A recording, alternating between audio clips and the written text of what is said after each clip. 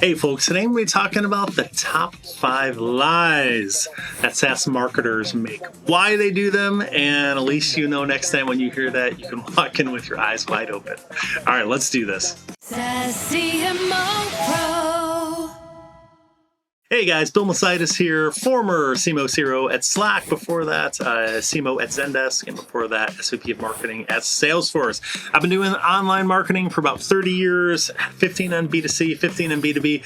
I've seen a lot of marketing teams. I've seen a lot of SaaS marketer lies. And so I thought it'd be a fun one to kind of go through here. What are the top 5 marketing lies that I've seen in my time?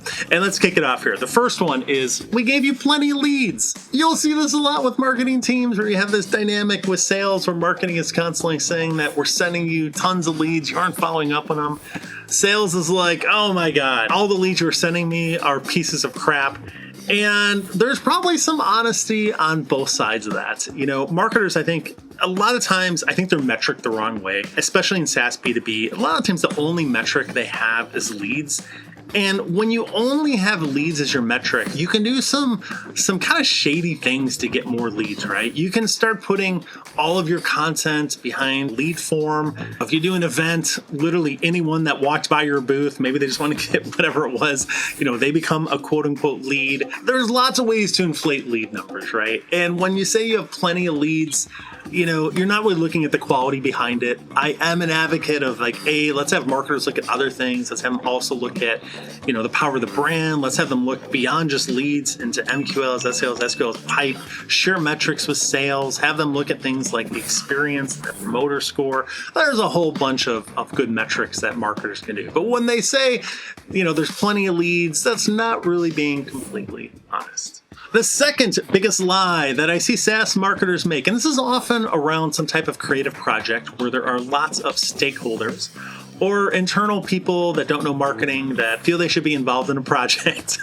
And the lie will be, you'll be going through this project and you'll be, oh, that's great feedback, right? And really what a lot of times these marketers are thinking is, I'm sorry, like you're a really nice person, but you don't know marketing, you don't know copy, you have very strong opinion because you're in sales or you're in finance or you're the founder. And maybe those teams all should have rightful opinion on your next ad looks like.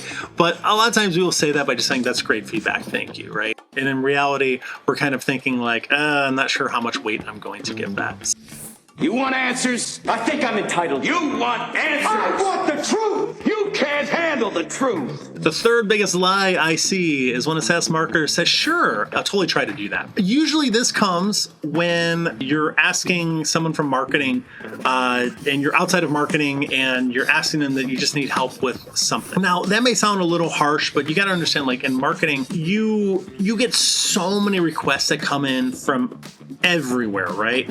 Like every single salesperson wants unique content for their area. Every single recruiter wants, you know, they want a dynamic, you know, recruiting website. They want all these testimonials. They want all this stuff. Product folks are like every single feature they launch is an amazing and worthy of a massive product launch. Every single exec wants a new conference in their area. And basically you just get 10,000 requests that come in and your team can handle like 17.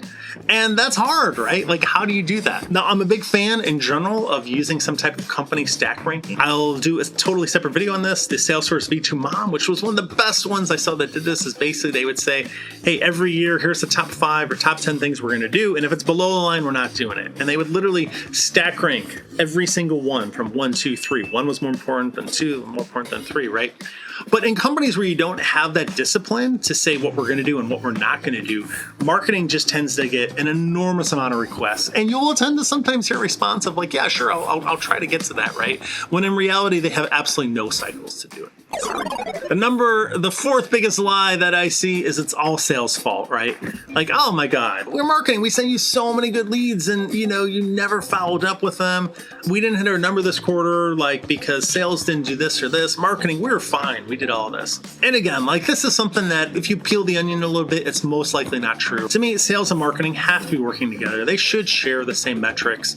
That way you are fully incentivized for everyone to look the entire way through the funnel to, did someone actually buy buy. And I'd even argue if you're in SaaS, you should be looking beyond that. You should be looking to, hey, well, these customers, did they expand? And how is marketing helping out that sales cycle as well? So it's easy to blame sales for this type of stuff, just as it's easy to blame marketing. And in general, like usually that comes back to like marketing's looking at the wrong metrics, or they are kind of pitted against each other, or there's not unison there. In general, it is a lie. If you ever hear that, you've got to dive into that, peel the onion a little bit. I think you're going to uncover some interesting artifacts. The fifth biggest lie that I see from SaaS marketers is my channel is doing amazing. Look at this chart. It's going up and to the right. Fill in the blank with my channel to be my SEM is amazing. My content marketing is amazing. My paid ads are amazing. My events are amazing. Look at all the money we drove.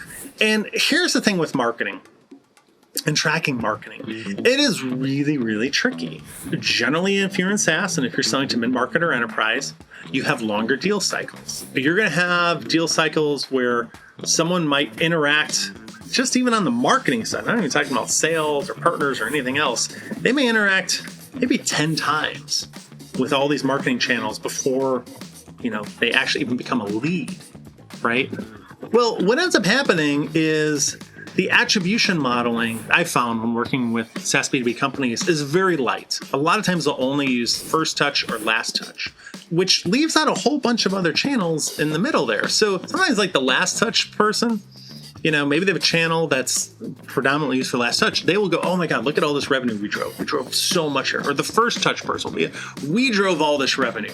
Or sometimes people will say influenced revenue, right? So, hey, if I had any one touch along that entire cycle, I'm claiming all credit for it, right? Sometimes you'll see that at events, right? Like all the people that came to the event, look at all the money that we made off those customers. Well, yeah, I'm sure that helped, but was it everything, right? So a lot of times these marketing stats, especially when you break them down the channels, are really deceiving. They're not very good. Liar! I definitely recommend invest cycles there, build out a strong marketing ops team, build out a strong revenue ops team, right? Invest in true good multi-touch attribution analysis. That's going to use linear regression, AI model. It's going to look at all these touches and going to figure out like what is the right amount to give back to each one of those. And you're going to have some channels that are really good nurturers that you need to move people along. It's not just the first or the last thing that does. And look at that attribution the entire way through, not just to a lead, but all the way to close business and then all the way to like expansion, right? Like marketing should be having a role in every one of those steps. But when you do hear that, my channel is great, it's just going in there, maybe ask that next question. If you're a CEO, if you're a VC listening to this, ask like, well, what is your attribution methodology? Like, how did you find that out? Are you using any touch, using first touch, last touch? What is the tech that you're using? These are really good questions to ask because I've seen a lot of teams kind of get away with that and it just doesn't make sense. So anyways, those are the top 5 biggest lies that I see SaaS marketers make. I would love to hear from you guys. What are some lies that you have seen, told? Hopefully you're not participating in that, but hey, it is what it is. I'd love to hear it. I read all the comments and thanks for joining.